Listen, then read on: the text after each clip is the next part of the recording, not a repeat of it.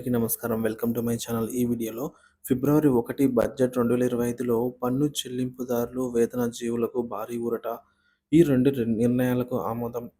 మరి పూర్తి సమాచారాన్ని అయితే వీడియోలో తెలుసుకుందాము. వీడియోని ఎక్కడే గాని స్కిప్ చేయకుండా చివరి దాకా చూడండి. అప్పుడే ఇన్ఫర్మేషన్ పూర్తిగా అర్థమవుతుంది.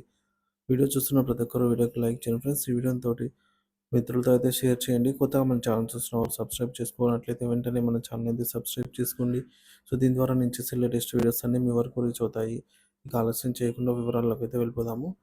ఫ్రెండ్స్, ఇక విషయానికి వచ్చినట్లయితే ఫిబ్రవరి 2025 ఐటీ రద్దులో కీలక మార్పులు, వేతన జీవులకు భారీ ఉపశమనం. ఆర్థిక సంవత్సరం 2025-26కు సంబంధించి కేంద్ర బడ్జెట్ ఫిబ్రవరి 1న పార్లమెంట్లో ప్రవేశపెట్టనున్న ఆర్థిక మంత్రి నిర్మలా సీతారామన్ ఈసారి వేతన జీవులకు అనేక ఉపశమన చర్యలను తీసుకొని రానున్నారనైతే సమాచారము.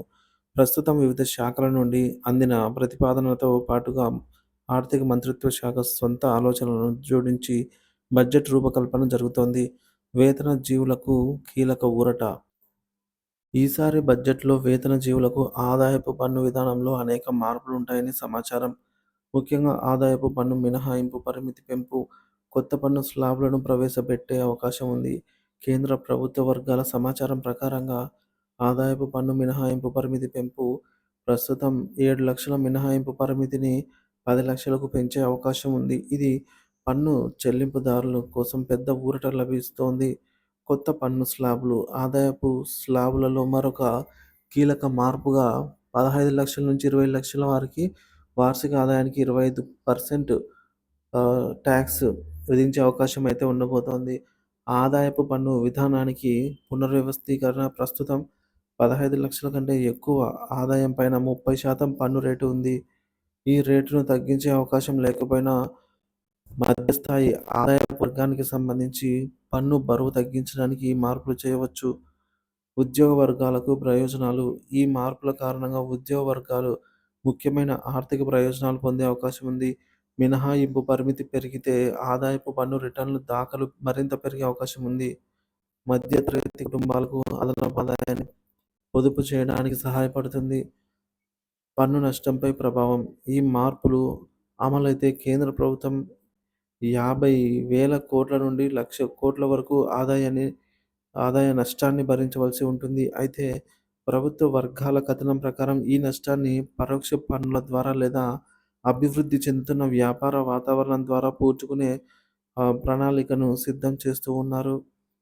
ప్రస్తుత పన్ను విధానం మరియు మార్పుల తీరుతెన్నులు. ప్రస్తుతం 7.5 లక్షల రూపాయల వార్షిక ఆదాయ పన్ను వారు రూ. 75,000 స్టాండర్డ్ డిడక్షన్స్‌తో పన్ను చెల్లించకుండా మినహాయింపులు పొందుతున్నారు. ఈ బడ్జెట్‌లో పన్ను మినహాయింపుల పరిమితి 10,00,000కు పెంచడం వేతన జీవుల జీవితాలలో గణనీయమైన మార్పును తీసుకురావచ్చు. మధ్య తరగతికి బడ్జెట్‌లో మరింత ఊరట.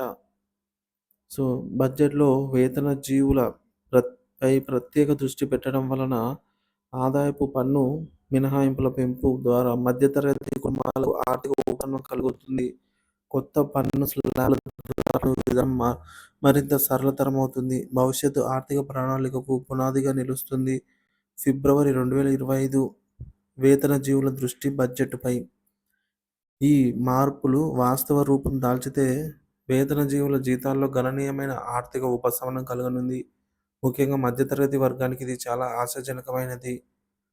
బడ్జెట్ ప్రవేశపెట్టే రోజుకు మరికొన్ని రోజులే మిగిలి ఉన్నాయి. ఈ నేపథ్యంలో కేంద్ర ప్రభుత్వం తీసుకొస్తున్న ఈ నిర్ణయాలు ఎంతవరకు అమలవుతాయనేది చూడాలి. ఏదేమైనా ఫిబ్రవరి 2025 బడ్జెట్ వేతన జీవులకు ఊరట కలిగించేదిగా మలుస్తుందనైతే అంచనా.